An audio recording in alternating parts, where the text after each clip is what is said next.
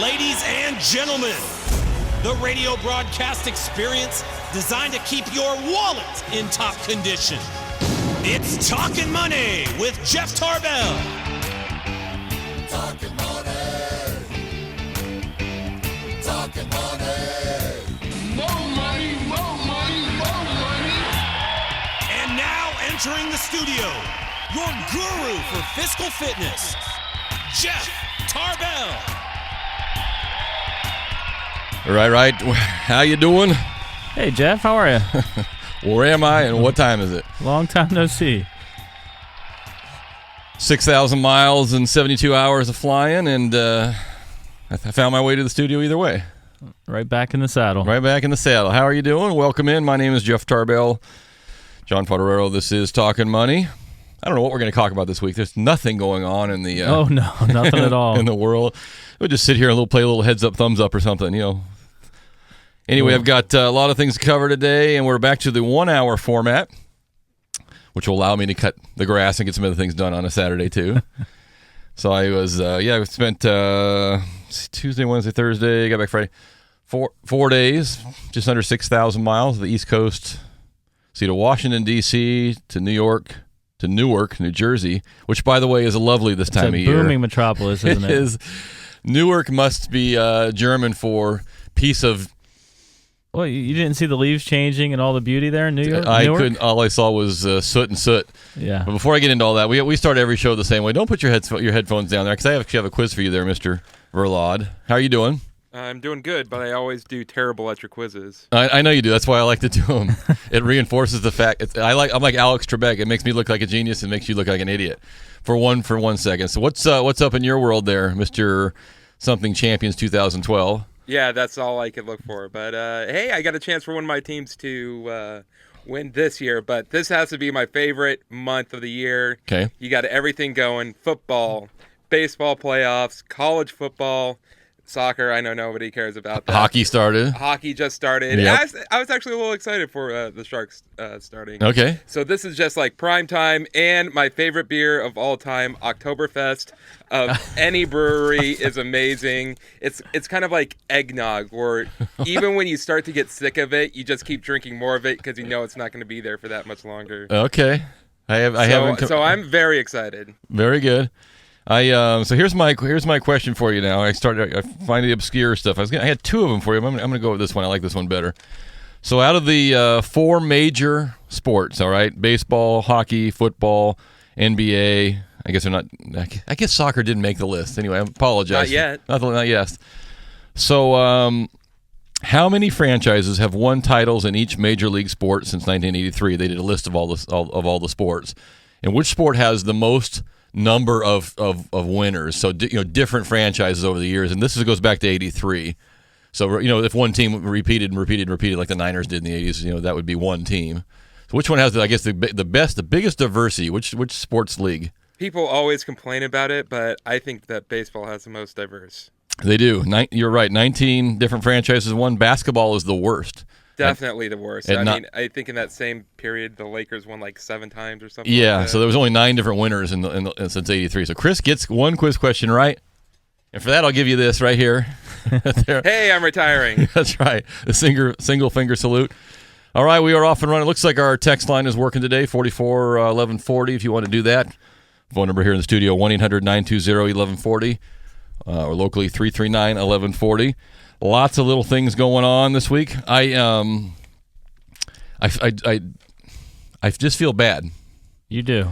Yeah. Well, first of all, for someone, or you just feel bad? I just feel bad. Okay. As I mentioned, we went to D.C., to New York, to Newark, New Jersey, to Seattle, Washington, to Sacramento. So about 6,000 miles in the last 4 days. Very interesting trip. What they say about the New Yorkers is true. And good, bad, or indifferent. Yeah, well, it's just their way of doing things is just totally different. And I don't know. What we were looking at were some opportunities for some companies that wanted to join us. That's what we were looking at. And I don't know that you can make. I don't know that we can make that leap. from California. And you're sitting there, honestly, you're sitting there at the table with these guys from New York, and they're very nice guys, but I know they're thinking, there's no way this ass knows more than me about anything. I mean, and there's no way you're going to tell me, that you guys could make more money than it's just, and I have to say most of the places that we were, although not so much on the West Coast, but there's still a lot of people that are playing by their own set of rules. Let's put it that way. And those rules may not be necessarily compliant or within the rules. And it's just weird. And it's like, well, they do it and they do it, so we do it. We gotta be that way. And okay. So anyway, it was interesting travels. The Northwest, the Seattle, we were in the Seattle area. That area is really an interesting area. It's similar to Sacramento-ish, maybe a little lower loan amounts, but you see a lot more new builder stuff going on up there. There's actually some land to build on. People are building a lot of government loans and a lot of stuff. So it's an interesting area. But there's snow on the mountains? Yes, a tremendous amount of snow up there. I think, and everybody always complains about the weather in Seattle. I've been there one time out of 5 that it was actually bad weather. Otherwise, it was just gorgeous. But I guess, 2 days before we got there, they had like 65,000 inches of rain in an hour. So that's why it's always so green and pretty. But yeah, it was a good trip. Met some nice people up there, and I think there's some opportunities up there for our company, Comstock, to kind of grow that direction a little bit. And some people will be going the other direction, going away. Got back after 4 days. It only took me about 6 minutes actually about a minute before my family decided you can go back on the road again. So you've been home too long. That's a new record for me. I usually can almost get a full day in usually before I've pretty much pissed off everybody. But I was on a roll yesterday. So anyway, all fired up. Huh? I'm getting better as I get older. That's what I tell myself. So, and then I get back and I realize this is the disturbing part to me. I have been buying all my crack and all my cocaine and all my LSD on the streets, which is really not that easy. You can get rolled and you can stuff. And I could have been buying it online, like the Amazon drug thing online all this time. I saw that. And this just irritates me because if you can't have all of your illicit drugs shipped to your house in a nice little quiet package along with your blue pills, I don't know what And this guy, and here's the part I don't get. If you're not following along this, in San Francisco, they captured or they caught up with an alleged drug kingpin working out of the San Francisco library. And this is the part I don't get. He had allegedly over $1 billion in illicit drug sales online. And he's living in an apartment with other roommates paying $1,000 a month in rent. And all his profits were coming in these stupid Bitcoins. Now, if I'm going to do real time, you're going to give me real money. Real cash. Yeah, and I'm going to live like a real kingpin. I am not going to live with 3 roommates sequestered in the San Francisco library. Stockpiling Bitcoins. So I can buy, and I'm still, honestly, I am still not up on the Bitcoin thing. I don't get it. I don't get what you can get for them. Can you buy? So if you go to Safeway and you say, hey, I've got $4.3 billion Bitcoins, and they'll say, then get the bit out of here. Because how do you convert that to real money? I don't know. Does anybody else know? I don't know. I think we asked that question before. So you're going to do time, likely, for selling real drugs, and there was no real money coming into you. So this is the problem with these young entrepreneurs these days. They haven't thought through all of the criminal ups and downs that can go with it. If you're going to make $1 billion in sales, that's good. If you're going to get it in fake monopoly money, not so good. So are you looking at the Bitcoin? I am. Well, I'm just.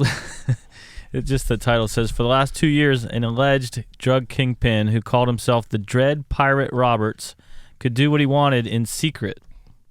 So apparently that's all he did is run around hiding. Yeah, I know. Come on now. Money laundering, narcotics trafficking. Where's the Ferrari? Where's all the cool? Where's the hot chicks that follow around? He got none of that. The real deal, right? Yeah, he got none of that. He was he got a bunch of these Bitcoins. And then there was a comment in here that someone was on to him, and so there was a fake hit on somebody, and they showed him these pictures of a theoretical dead guy, and I guess he almost barfed at himself. And again, if you're going to hack somebody's arm off, you got to get used to that in the drug world. Get a chainsaw, You got to get the anyway. This guy was never going to make it. I'm Watch sorry. a couple episodes of Breaking Bad, and you'll See, get and the I have feel. not seen Breaking Bad, and I'm going to have to get the series. Everybody does the Breaking Bad references, and I don't get them. But I'm still thinking like De Niro and Scarface. Go back and watch an old movie for the love of God. Have some respect as a good drug dealer. Well, you did know the Winklevosses are involved in the Bitcoin. Of course they are. Of course they are. No, I haven't got the. If someone can explain the Bitcoin to me, how you convert fake online money to a real product, I'd love to hear from you because I don't know. I don't know how you make that transition, but you can be the Bitcoin god and still not get anywhere. So we'll come back to that. I did note after my 6 million miles of flying this week that this week the FAA has announced they are going to endorse Wi-Fi as being safe. So if you turn on your Wi-Fi, the plane will actually not fall out of the sky. As much That's as from the minute you get in your seat, or well, that's what they're saying. They're saying that they've done a fair number of tests, hopefully more than a fair one. number. I like that. We had Christopher Laud sitting there with his Nintendo DS on, and the plane didn't crash. So we're all good. No, they've done a lot of tests, and they all your digital readers and all those things. There's no effect. They probably will not let you turn your cell phone on, and that's because it interferes with landlines, not with the plane. Although I did note this one little section, which bothers me a little bit. There are a few cases where pilots need to use complex instruments landing systems, which is called the ILS system, in low visibility or poor weather conditions. In those cases, the pilots may ask you to turn everything off because it might interfere with. So if you're in really nasty weather, you might listen to the pilot if he asks you to turn the stuff off. But otherwise, you're good. You can use your Wi-Fi. And the plane we were on all the way to New York had no Wi-Fi. None. Really? None. It was a lot of wasted time. They're building their own network, and I guess it wasn't done yet. Oh. So I went on and went on and went on, and I got nothing done. So when the FBI seized the 26,000 Bitcoins, the FBI spokesperson was asked what they're going to do with them, these crypto coins. They said, we will download the Bitcoin and store them. We will hold them until the judicial process is over. Yeah, but So they're going to download a bunch of stuff, store it, and it still doesn't have any tell value.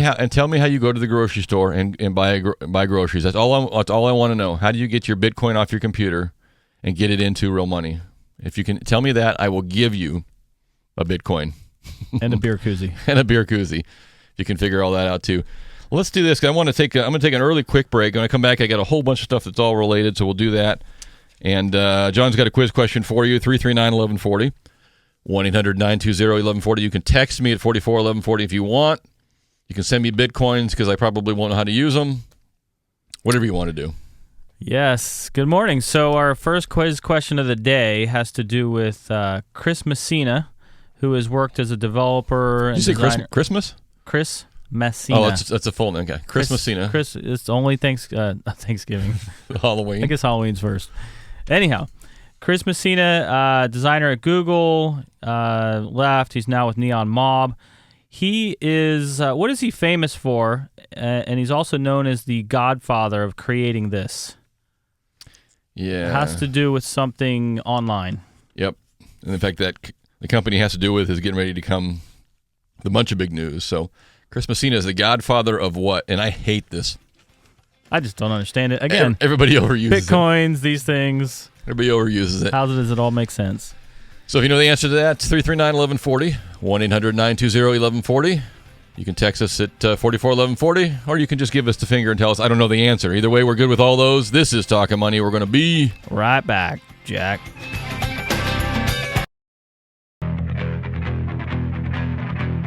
Talking money. Well, alrighty then. We're back to Talkin' Money with Jeff Tarbell.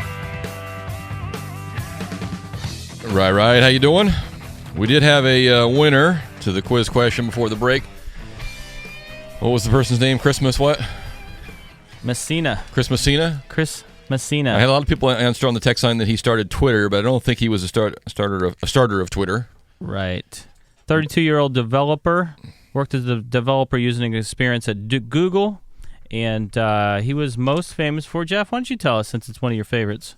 Yeah, he created use of the hashtag, right? Yes. Yeah, hashtag. The hashtag Hashtags, this, I hate hashtags. Hashtag that. Yeah. Hashtag this. So Twitter refers to him as the godfather of using the That's hashtag right. for grouping grouping people together. So we had that correct. We were speaking about Bitcoins before. We did find we tracked someone down, or he tracked us down. And so line one says he can tell me about Bitcoin. So go ahead, Bitcoin expert. Hi there. How you doing, Jeff? Good. How you doing? Good. Bitcoin was actually started by a Japanese student, and it's actually a mathematical algorithm to get coins. And what you basically do, you set up a computer. You can buy them now, but initially you couldn't buy them. You would set up a computer, a server, and basically the computer would use mathematical algorithms to mine these coins. So you would get not a whole coin, but like fractions of a coin. Okay. And if you wanted to cash it out, there's ways you can like go to a bank. There's now a Bitcoin bank in England. You can actually put your coins in the bank and get an ATM card and cash it out that way. And there's a few other services where you can cash it out, and the services actually charge money to, a percentage of whatever you're trying to cash out, and that's how they make their money. So so then you can trade? Can you trade Bitcoins for services or products? Could I go to the Nike store and buy Nike shoes with Bitcoins? Are they that far along yet? Do you know? Not yet, but there are places in San Francisco and New York and LA that you can walk in and literally like buy a lunch and use your Bitcoins to pay for it right off your phone. Interesting. Okay. I still would go with the hard cash, the 20s and the 100s if it were me. But all right, I'm gonna put you back on hold. We'll give you out. You got him. Okay, hold on. You got it already. Okay, appreciate that very much. Enjoy your day, and that gives us a little bit. So there is a way to redeem your Bitcoins. It seems like I have to go get an ATM card from London to get my. Well, they're trying to get away with taxes too. So it's not. Oh, it's a profit thing. Yes, no income verification. These drug guys are always looking for a way to skip on taxes, aren't they? Darn it. Anyway, okay. Cash still works there too, doesn't it? So we were talking about Twitter there for a little bit. They are getting ready to come out with the first Twitter IPO. Want to raise $1 billion in funds to get them up to speed. Twitter has already estimated value of the shares based on.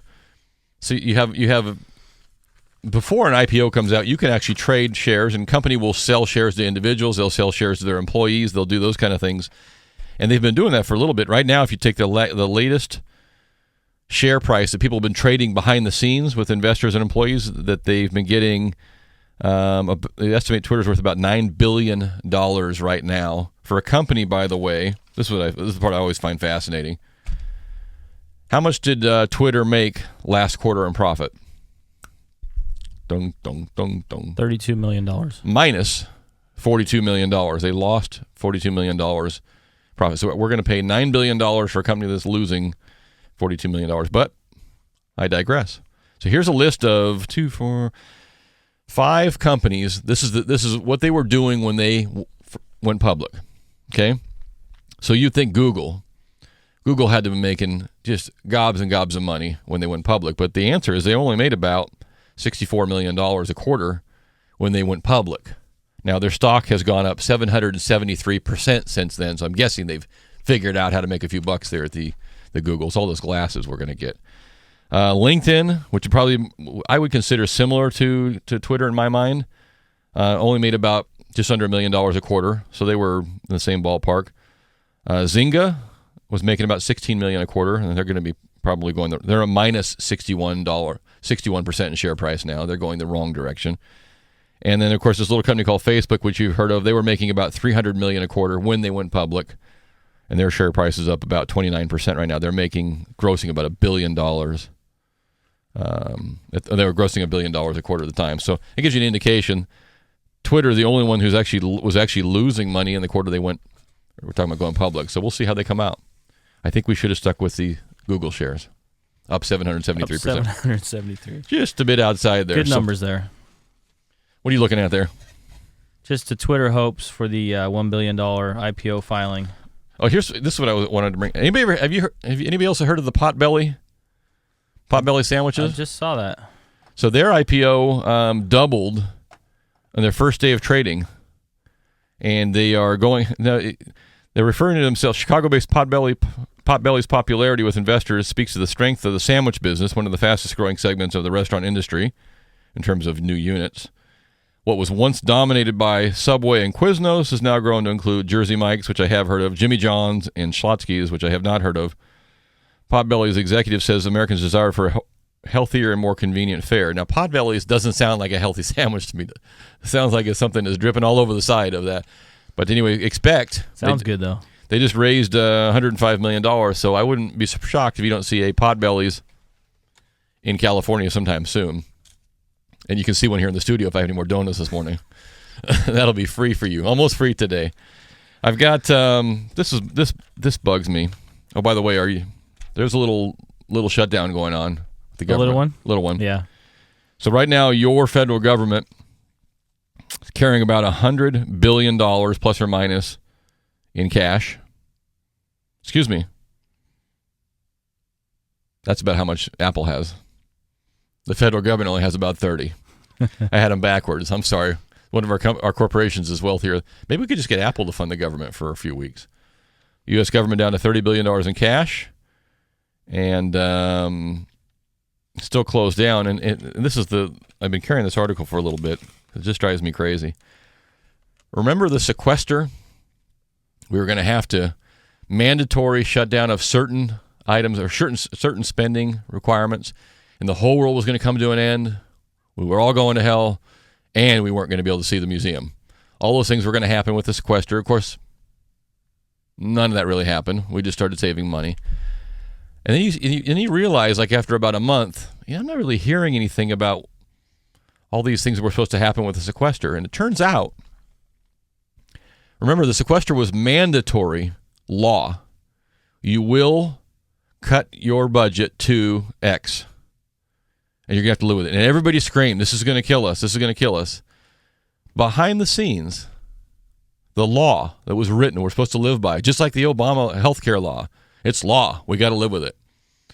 Behind the scenes, this is right out of the Wall Street Journal, the Democratic-controlled Senate Appropriations Committee is quietly spending $91 billion above and beyond levels agreed to and signed in the Budget Control Act of 2011.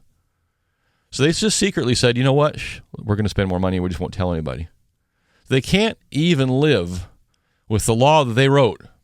And I mean all of them. That law was agreed to. We were told it was going to be the doomsday. It went into effect, and secretly behind the scenes, they just bumped up the credit card by $91 billion, so they didn't have to live within the law that they wrote. Now, here's the part I'm getting to. When do we get to see the fights? And I mean the fights like you see like in Parliament, or you see like in Jakarta, or all these places. I mean, they actually are fighting. Fist throwing chairs, pulling hair, spitting in their eye, MMA in this house. I want that. We are ready for it. I want to see someone get their butt kicked. And I don't understand why we aren't down there in Washington, D.C., on the mall with pitchforks in hand, all of us, Democrats, Republicans, Independents, and why we aren't dragging those people out the street and replacing them with somebody else. Or would you just go stand there? We could send Chris in there with this shirt on. Chris, here's 2 cookies. That'll get you pumped up. You can do better. Because I know that Chris can spend $91 billion without telling anybody. Absolutely. Vegas. Huh? Vegas. On me. That would be like Hangover 4. Just Christopher Law, $91 billion credit card in Vegas, Hangover 4. That would be fun. So I'd watch that movie. I would watch that. Single-handedly re-stimulate the economy. You would, or at least that little strip of the economy. Yeah, that would be one hell of a weekend, dude. That would be $91 billion. So anyway, you see these articles. I just reemphasize to all of you that the federal government in particular, but I think politicians in general, rely on one thing. You are an idiot. You don't read. You don't learn. You don't hold anybody accountable.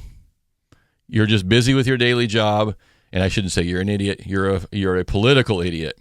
You don't educate yourself on what's going on behind the scenes. And this is I would call the Wall Street Journal a pro-business, probably right-leaning newspaper. And this is out of the entire newspaper. Look how small this little article is in the corner. I mean, why isn't this on the front page of every newspaper in the world saying, hey, they're not even living up to their own rules. They're spending $91 billion more than they said they were going to. And they're not even honest about it. About telling you, I don't get it. It's, the Samsung article John is showing me, Was that 6 or 8 pages when you finally? 8 pages. 8 pages of the next big thing, the wristwatch that becomes a phone, a tablet. With apps. 8 pages of Samsung ads, and 250 words about the federal government. We got problems. And we only got $30 billion in cash. So Facebook will save us. no, they might have. They may have to. We'll have to put an ad in Facebook. I'm going to do all this real estate stuff next. I'm going to come back to that. But this is related to the federal government. This scares me a little bit. And John was asking me between the break, how do we get an answer to it? The federal flood insurance program is changing their policy, and I think I'm trying to find the date here quickly. I thought it was October 1st, but that may be delayed because there's nobody there to enforce it. But FEMA's flood insurance premiums, not like going from flood insurance increases will range from $633 a year to $28,000 a year for flood insurance. Now, I don't know all of you who qualify for your last home loan, but I'm not sure that it probably didn't have a $28,000 a year flood insurance premium in there. And I'm guessing that's probably somewhere down on the coast, some of these areas that have been hardest hit. But certainly we have some flood. It doesn't seem like it around here because we haven't had any rain.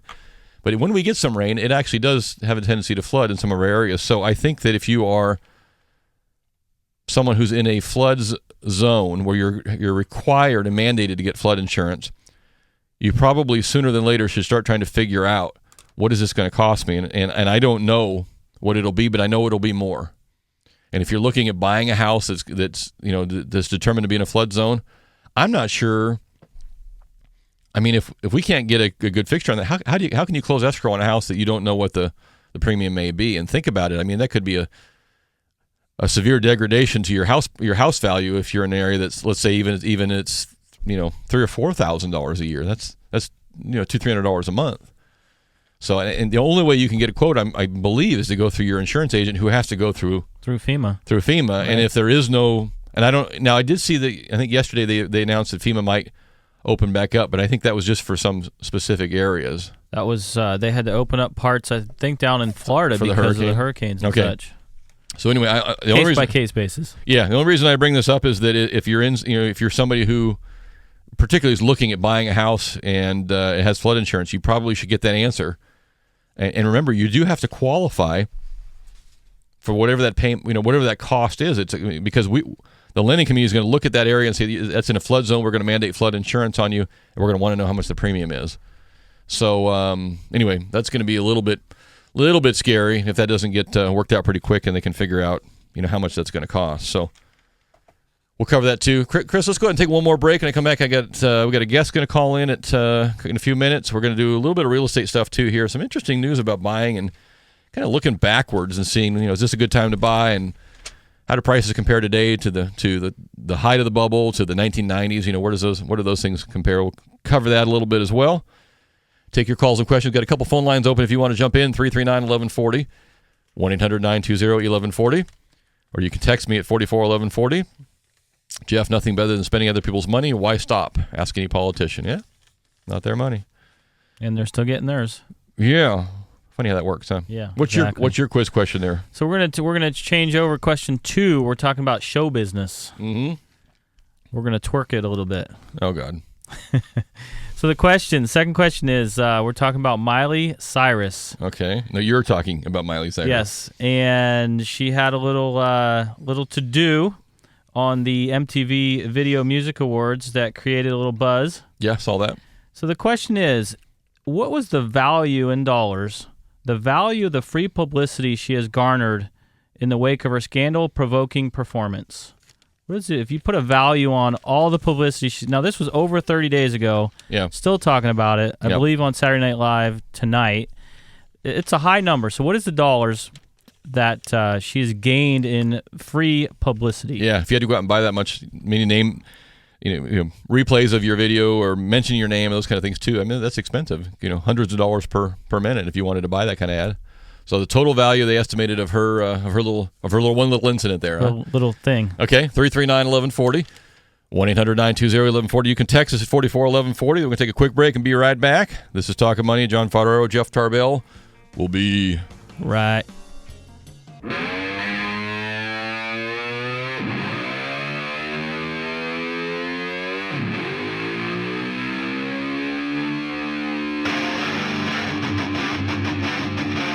Talking money. And we're back to Talkin' Money. And here's Jeff Tarbell.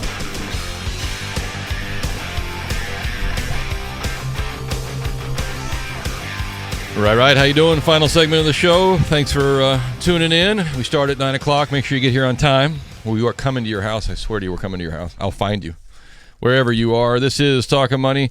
I mentioned John had a question there before the break. How much in free advertising or free marketing did Miley Cyrus get for her twerking incident there on TV? And my guess was about $20 million. I was trying to do the math there. We had some guests that were almost at $100 million. What was the $79 million. Which is more than her enterprise even grossed last year. That's right. Now, of course, that doesn't mean she got that in cash, but that just Correct. The estimated value of the marketing she got if you were to go out and buy that. Yeah, that's a lot. It's a lot. Yeah, if you can convert it into something, then do something with it. That'd be good. Like Bitcoins. Like Bitcoins, yeah, those are all a good one, Chris. That in Bitcoins, that's $4 trillion in real Bitcoins. I mentioned before the break there, we were talking about the flood insurance program.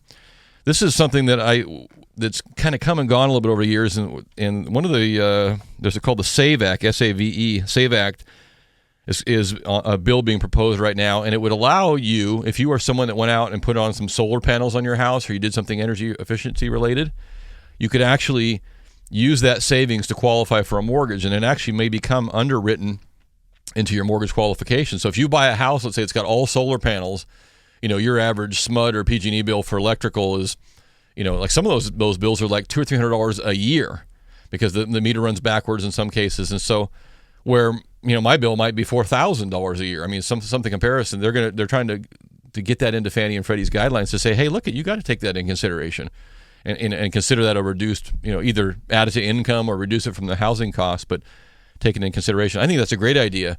And right now it's very difficult for an appraiser, for somebody to attribute a value to that, because it's like John has this killer solar system, Jeff doesn't, Chris can't spell solar, so there hasn't been any that's sold, so we don't really know, John's like, hey, I spent $10,000 putting this thing in, and yeah, but nobody's really shown any ability to, or desire to want to pay for that, so they don't really know how to factor it in, but this could help, and I think if you start doing that, you'll start seeing, more people can qualify for a little bit more house. Maybe you'll put it on your house to entice the sale. I don't know, but you're seeing a heck of a lot more of it. That's for darn sure. One other quick note.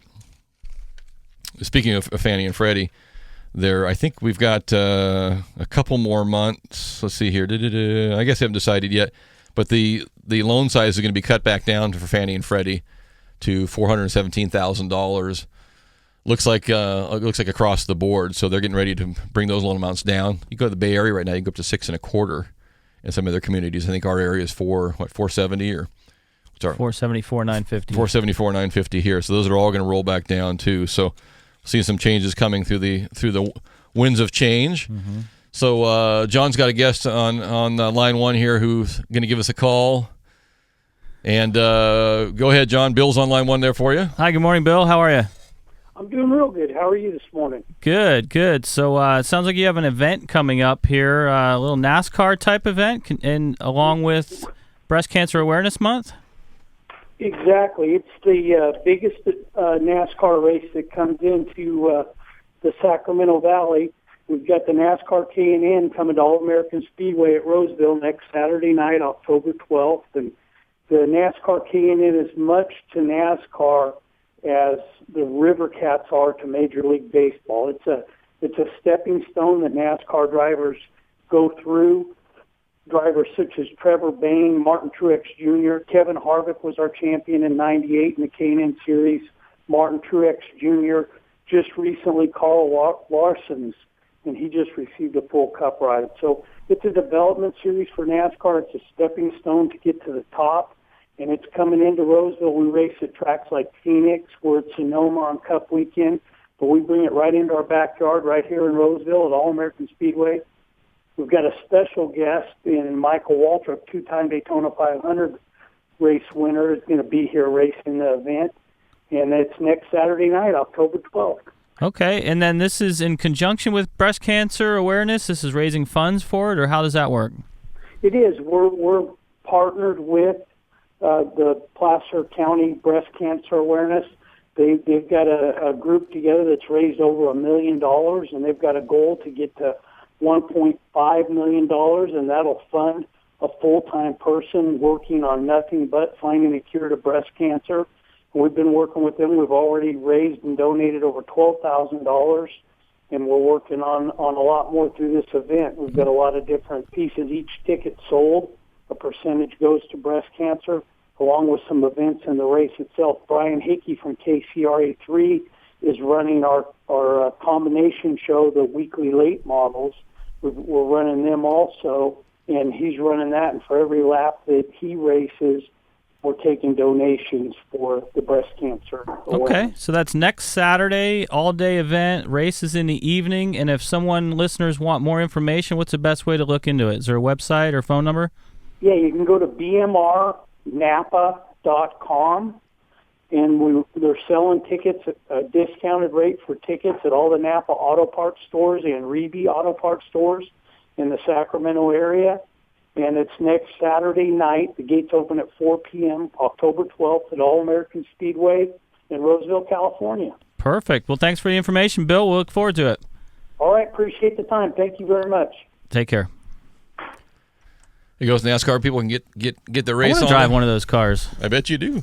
I see you drive your regular car. It's pretty close to being the same. It's scary. Just put a pink sticker on the side and tell them you're racing for Goodwill there. Put like a number 2 on it. Yeah, just put a number 1 on it. Yeah, there you go. We got off the text line here a couple of texts coming in from the 916. Hey Jeff, we're going to buy a house in the Greenhaven Pocket area, and it does not require flood insurance currently. What happens if FEMA changes the flood threat level in the future? Should we stay away from the Pocket Greenhaven area? No, that's a great area.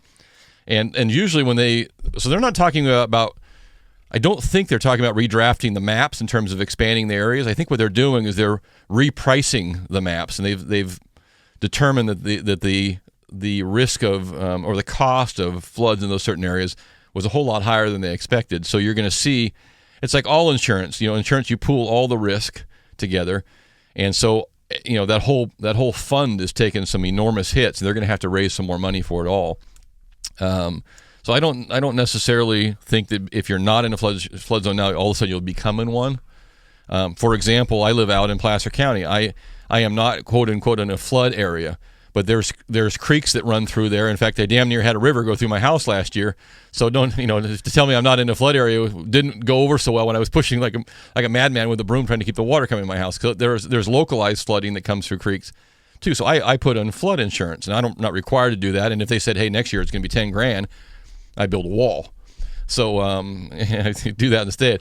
So I don't think they're talking about changing the actual boundaries of the map. And usually when they do that, that's a process that takes quite a few years, and it's something else has changed, and so I wouldn't worry about it. The Greenhaven Pocket area is a phenomenal area. I mean, Natomas is a great area, but it's more prone to some flooding because you're below certain elevations.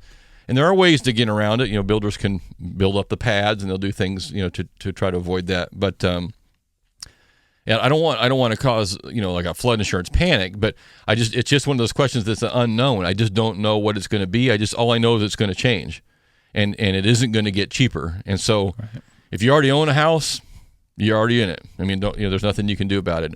If you're looking at buying one, yeah, maybe you want to extend your due diligence period a little bit. To figure it out, and maybe your insurance agent can give you some kind of indication, like this is a super low area to begin with. So, our phone screener there said hers went up $100 a year. Okay, $100 a year for her is a lot of money, but for you probably okay. So I'm probably have to kick in like $40 now at the end of the day. Let's start paying her. Good thing we went back to an hour. I couldn't afford the 2 hour rate is high for we get paid in bit cookies. Right. I'm getting a bit fatter is what I'm getting. Hashtag that. Hashtag fatter. Hashtag. So here you go. We got how we doing on time there, Chris? I wanted to get the 3 minutes. Okay, we got it. Monthly payment for a new home. Where does the new home payment compare today? as it did in the 2006 range and as it did in 1991. So sitting here today, now, and they've adjusted all the prices for inflation. So do you think a house was more expensive today, 2006, or 1991 in today's dollars? In today's dollars. In today's dollars. I mean, I think everybody would probably agree that 2006 was a balloon, and the average payment in today's dollars was about $2,000 a month for a house payment in the 2000 in the probably pretty even. 96. Would you say 96? 90. No, 91, 06, and current. Yeah, 91. Because interest rates in 91 were. Yeah, they were higher. The actual payment itself in 91 was about $1,000 a month, but in today's dollars, that's almost $1,800. So you compare that to an average payment now, which is only about $1,450 to $1,500. So right now, the house payment today in today's dollars is cheaper than any time since 1991. I'd buy that for sure. Yeah, and it's interesting. You look at the median home prices now. Median home prices are I mean, 2006 was the balloon for everything. But you start looking back, and most people into the early 90s, and you say, home prices were similar. It was 200 versus 250 now, and interest rate. Here you go, John. Interest rates. Average rate in 1991 was 9.75%. Today it's 4%. So there's a big difference. Same house. Huge difference. Yeah, same house and a much different payment. So you're thinking about buying. I can tell you there's a lot more stuff to look at right now, and you actually got some options. And you probably have some time to look around and say, hey, let's check out that house. Let's think about it. Look at a couple others. Let's go home, pencil our numbers out, talk to our loan guy. Rates are still phenomenal. Yeah, rates have been creeping backwards. That's helping people out. So I like it. I don't like a home buyer that feels like they have to rush out. I've got to make an offer on this house because I can't find anything I like. That's not good. That's not how you can buy a poor boy sandwich that way, but I don't want to buy a house that way. So that music means we got to wrap it up. We'll see you next Saturday. Are we back here next Saturday? I don't know. Probably. As far as I know. It's his radio. There's no telling what can happen in between the weeks in here. You can find johnfod.com if you want to get information from John or get pre-approved with him to get something going on your loan. He'd be happy to do that 24/7. He likes it particularly about 2 in the morning when you email him. You can find me on Facebook at the Talkin Money Facebook page. My name is Jeff Tarbell, T-A-R-B like boy, E-L-L.com. And for John, for Chris, for Marge, my name is Jeff. We'll see you next week. Everybody have a great weekend. Be cool. Let's pray for some more snow. I got to get my skis out. I'm keeping my ski racks hidden so I don't. I'm going to squat tonight. Okay, we'll see you next week, everybody. Aloha. Have a good week. Talking money.